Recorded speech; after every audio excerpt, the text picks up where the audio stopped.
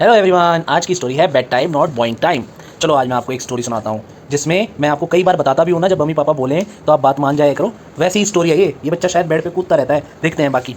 अव्यान नाम है इसका। क्या नाम है? अव्यान। अव्यान। ये जो है पूरे दिन इधर से उधर भागता रहता था और इतनी एनर्जी इसके अंदर फिर भी रह जाती थी रात को, शाम को, कि ये फिर भी हुड़दंग इतना मचाता रहता था सोने से पहले, जैसे हमारी बेटी कोको।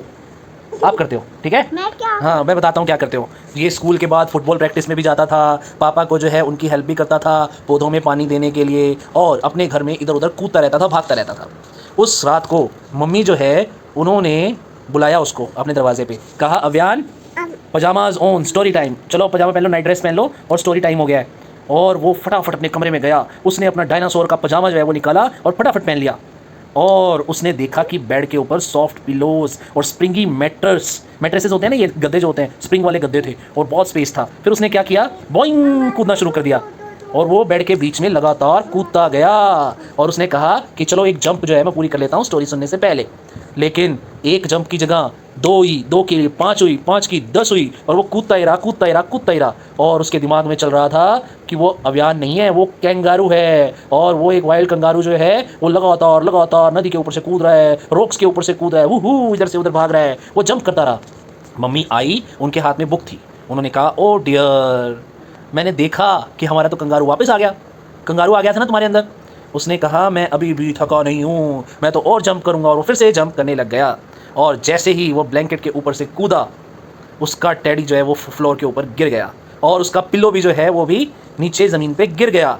मम्मी जो है उसके पास में चेयर पे बैठ गई। मम्मी ने कहा मैं अब जो है तुम्हें कहानी नहीं सुनाऊंगी, मैं टेडी को ही कहानी सुना देती हूँ। उन्होंने टेडी को अपने पास में बिठा लिया और बुक खोल ली। अव्यान जो था वो रुक गया। उसने कहा नहीं नहीं नहीं नहीं नहीं, नो नो, ऐसा नहीं चलेगा, मुझे स्टोरी सुननी है, डैडी को स्टोरी नहीं सुनानी। मम्मी ने कहा स्टोरीज जो होती हैं वो तब मज़ा आता है सुनने में जब हम आराम से शांति से बैठ के स्टोरी सुनते हैं, ना कि इधर उधर भागते हुए कूदते हुए स्टोरी सुनते हैं। फिर अव्यान ने सारा देखा, सामान बिखरा हुआ, और फिर वो मम्मी के पास में आया और मम्मी के हाथ में उसने बुक देखी और फिर वो अपने बेड पे जाकर बैठ गया। उसको बड़ा मज़ा आता था स्टोरी सुनने में रात को, स्पेशली ड्रैगन की स्टोरी।